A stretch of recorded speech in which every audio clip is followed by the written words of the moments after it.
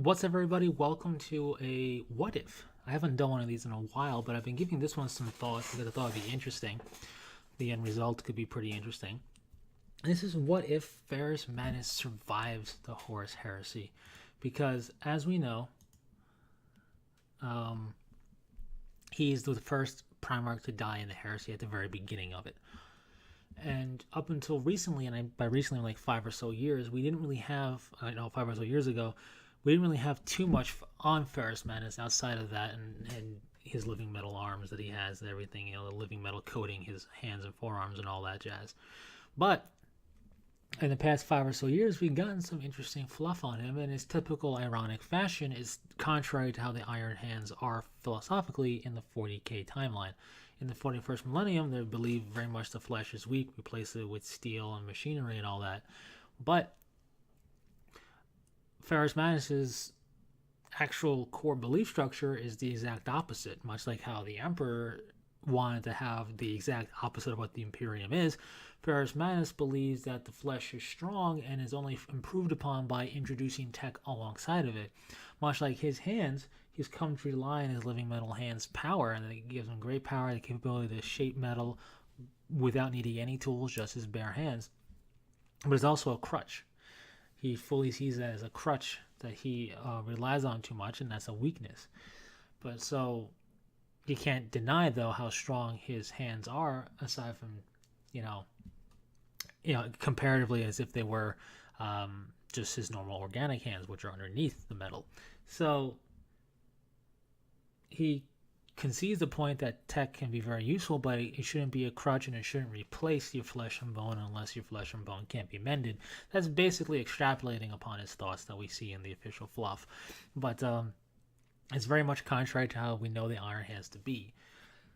So this thought concept he was going to introduce to his legion after the Great Crusade. Once the Great Crusade came to a successful close, which never happened because the heresy happened, he was going to teach his legion this and heal his legion, as he called it. But that never comes to be, and he dies because of the heresy. So in order to have him survive the heresy, we're actually going to take his core thought process and his belief, and we're going to have him start teaching that to his legion, actually have that teaching start to happen at the height of the Great Crusade, at the climax of the Great Crusade, right before the heresy comes through, when there is actual light at the end of the tunnel, there's an actual endgame picture that can be seen before the heresy snatches it all away. There's an ever so slight amount of wiggle room amongst the legions to do things aside from just wage war after war after war after war. They still wage all that, but now they have some wiggle room on top of it. And seizing upon this initiative, Ferrus Manus is going to start teaching his Iron Hands Legion his philosophy to try and mend and heal the soul of his legion. So, with that being the case, we're not going to get it happen too far before the heresy starts, but the seeds of that foundation are sown. And this is what's going to allow him to survive the Drop Site Massacre. So that's really where we had to back up to. So the events of the heresy play out as normal. Isstvan 5 happens as normal with two clear distinctions. Firstly, I forget exactly because some fluff differs exactly when Ferrus Manus gets decapitated by Fulgrim, but we are going to have that happen prior to the reveal and the betrayal of the second wave forces of the Drop Site Massacre, and we're going to have Fulgrim also gloat and reveal this to Ferrus Manus because he views him as defeated and is about to die. So typical movie villain fashion, he's going to reveal it. And this is going to happen with enough moments for a Primarch and a Astartes to actually have the capability to act on and make good use of. So we have to understand that even with the teachings that Ferrus Manus is going to in this theoretical rabbit hole what if start with his legion, there's going to be a lot of anger, hatred, and bitterness against the Emperor's children and Fulgrim because of how close they were. Those two brother Primarchs were some of the closest brother Primarchs in the fluff. So it's definitely a great betrayal for Ferrus Manus. And also anger, hatred, and bitterness is at the core of the Iron Hands' way of doing things. It's a weakness, sure, but it's also a great strength for them to push past adversity, past pain, past injury, to really just crush the enemy without remorse. So it works well for them, and it also can be a weakness So this dual nature, if you will, is going to still be present amongst, the forces when they go to Isstvan 5. But it's not going to be tunnel vision, pure blind rage like it was in the official fluff, basically. So there's going to be some thought happening. This is going to lead to a bit closer of a fight before Ferrus Manus is ultimately driven back and staggered. And Fulgrim's going to gloat. And in his gloating, he's going to reveal, like I mentioned, the true nature of the betrayal, of the treachery, of the heresy, if you will. And basically tell him how all the second wave forces fight for Horus. They're going to crush you and the Salamanders and the Raven Guard and scatter you to the winds. And then we will move to Terra and crush you with overwhelming capability. Everything that you have tried to do is pointless. To this point, this whole battle is pointless because of how strong we are and all these legions coming together to crush you. Yada yada yada. Insert pomp and circumstance style of dialogue for a movie villain. He's going to deliver that rhetoric to Ferrus Manus, and instead of it driving him to that berserk fury rage and then dying because of it, it's going to, because of the seeds sown into the foundation of the Legion's soul and all that, it's going to steal his resolve and really temper his resolve. So, as we know, Fulgrim is having his psyche shattered at the very prospect of killing his brother. Because Fulgrim is still battling against the corruption of the demon entity from the blade, and in a moment of weakness, the demon entity is able to take over and decapitate Ferrus Manus, utterly shattering Fulgrim's psyche. So that event still plays out, but Ferrus Manus has clarity here. And this revelation of the true depths of the treachery really just stings at his soul, because he curses his own personal weakness for making this such a personal vendetta. This is so much more important than him and his personal feelings for how Fulgrim has betrayed him. This is a real threat to the galaxy and to the Emperor at large, and he feels like he's thrown it in much more jeopardy than it needed to be from the onset by allowing his anger and his rage to make this a personal vendetta for revenge.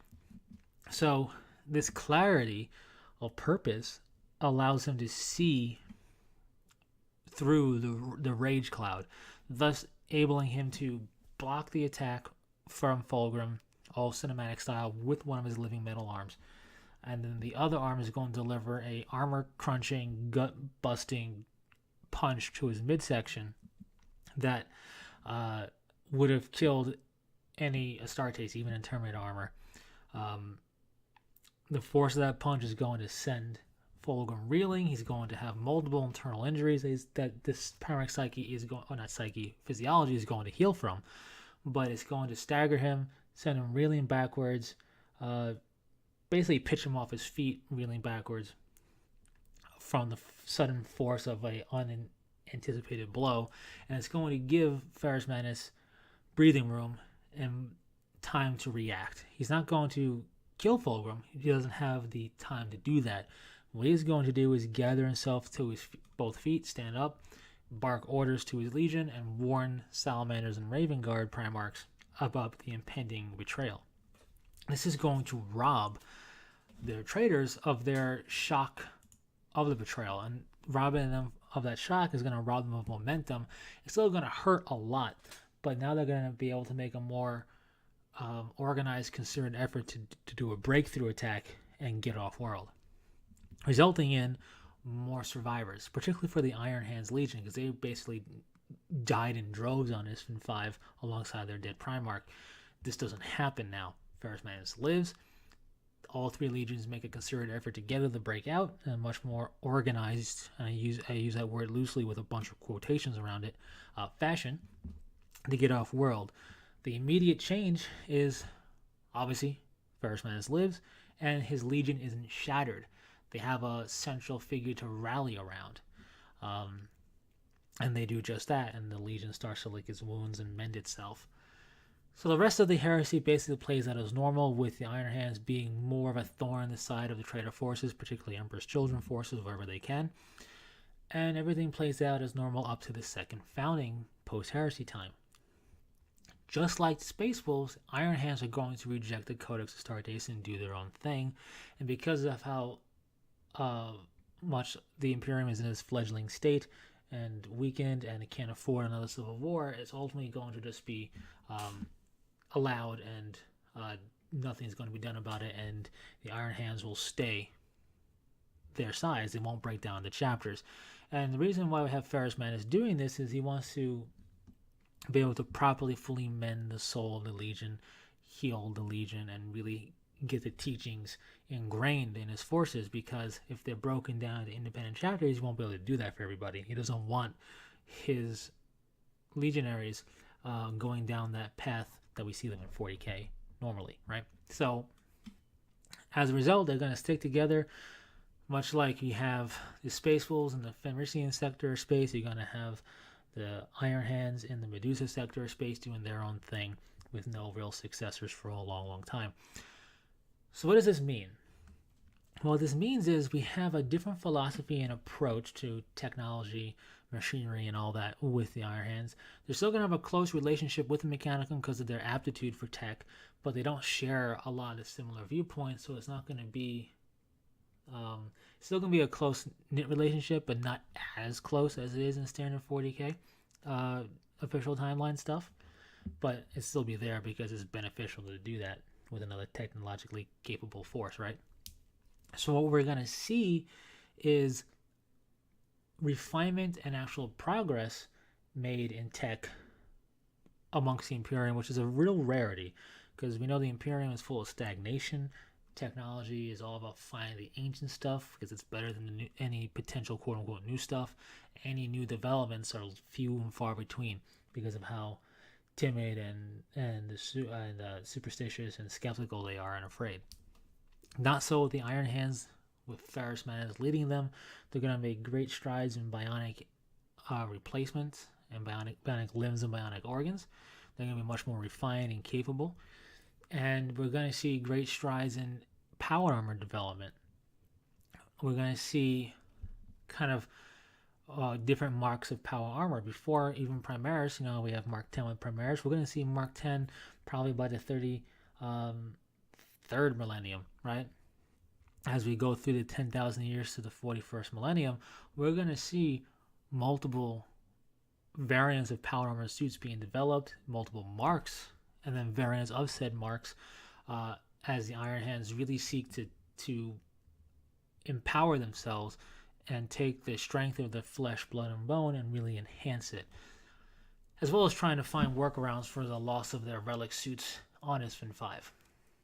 So that's going to be the real big difference. We're going to see some real industry and capability happen on the Iron Hand side of things, with Ferrus Manus leading the way the entire time. I figured Chaos has multiple Primarchs around for all 10,000 years, no problem. Why not have at least one Loyalist, right? That would be cool. Since this is a what if and will never happen, I figured let's make Ferrus Manus that one Loyalist Primarch that's going to stick around with his living metal arms and his technological capability. It makes a lot of sense to me. And he will really help lead this technological evolution that the Iron Hands are going to go through, giving them a lot of really interesting power armored suits. And if this was the official fluff, we would be seeing a Codex Iron Hands, and they would have rules for these variant marks that are pretty much exclusive to them. And who knows, maybe towards the end of the development of the Primaris project, Ferrus Manus would get involved and help them out and help design and develop the whatever mark suit would be for them at that point. But anyways, that's my what if ramble for Ferrus Manus. He's a cool Primarch with some really weird art designs. If you look at some of the older art from and whatnot, having like a big pipe wrench and all that, it's very weird. But he's a cool Primarch with a more unique gimmick in the form of his living metal hands. It's a shame that he does die off at the beginning of the Horus Heresy. That'll never change unless they wipe the slate clean and start over. But he's really neat. So I thought it'd be fun to really think about what would happen if he stuck around. I think we would see a very different Iron Hands force, a very progressive, technologically Iron Hands force, which would be really unique and something different for the Imperium, right? Anyways, that's my thoughts and opinions on this fictional matter, right? This theoretical matter. Share your thoughts and opinions, what you would think. Leave any other question, comments, or requests in the comment section. Thanks very much for sticking through it. Take it easy.